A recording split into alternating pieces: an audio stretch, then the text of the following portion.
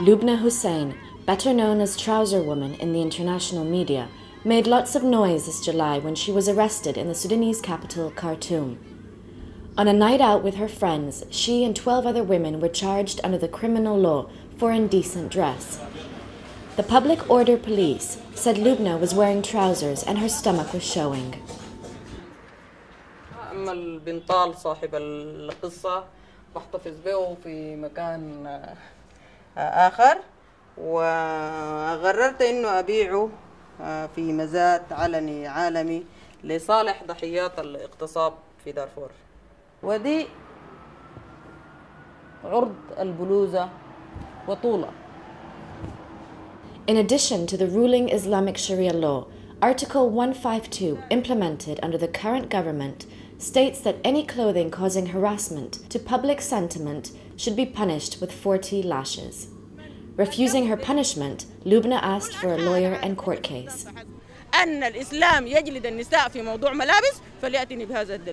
Not wanting the bad press, the government released and spared her the lashes.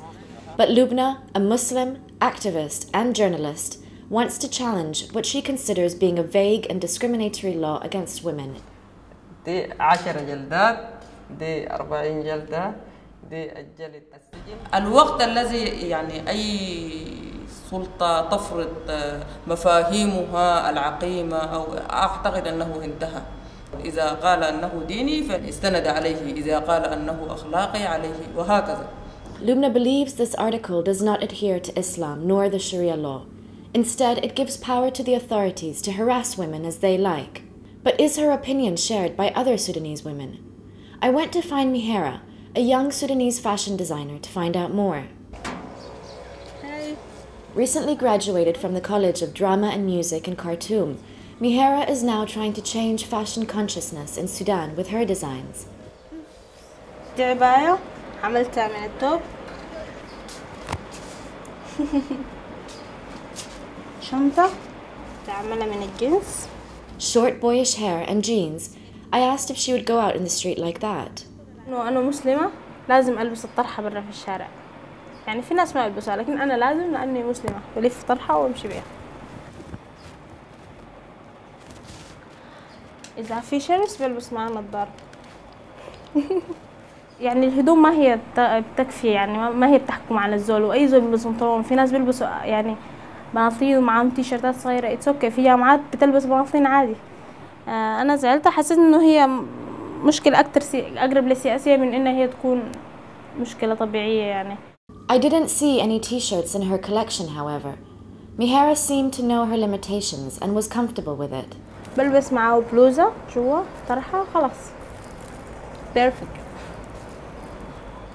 Mihera's mother, also a designer, was upstairs cooking with her neighbor Muna. She's a great woman also. And she also designed clothes. A house full of designers. I asked them about Lubna and was surprised to see they knew little about her. يعني كانت لابسة، أنا ما أعرف القصة كان لابسة بنطلون وقاموا ناس الشرطة يعني هاي يعني لابسة. لا هاي طويلة، هي ما سياسيين أكتر يعني. الحكاية سياسة أكتر من إنها. لكن أساساً في موجود قانون بيمنع إنه البنت تلبس حاجة ضيقة شديد أو بنطلون أو شورت. No. Lubna was not wearing shorts or tight clothes, but it is true that she was no stranger to arrests, with previous run-ins with the government. Student revolutionary, human rights activist, and widow to a famous journalist, she was under their watchful eye.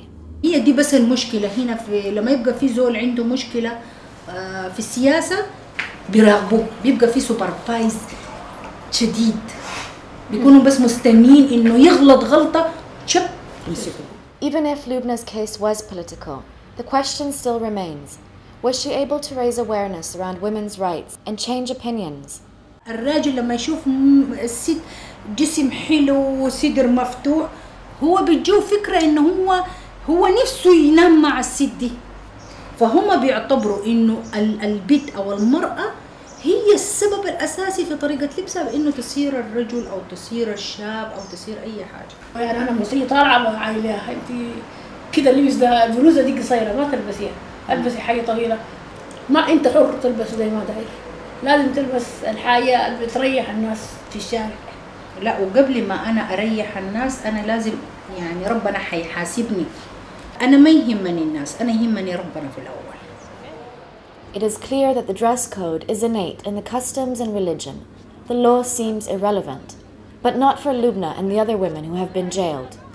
The vagueness of the law means that what is considered appropriate varies from case to case and is subjective to the police officer. Should the state have the right to punish you by flogging if the man deems your clothes to be harassing public sentiment? Most women will avoid putting themselves in that position. Stay clear of politics, dress appropriately, and you should be fine.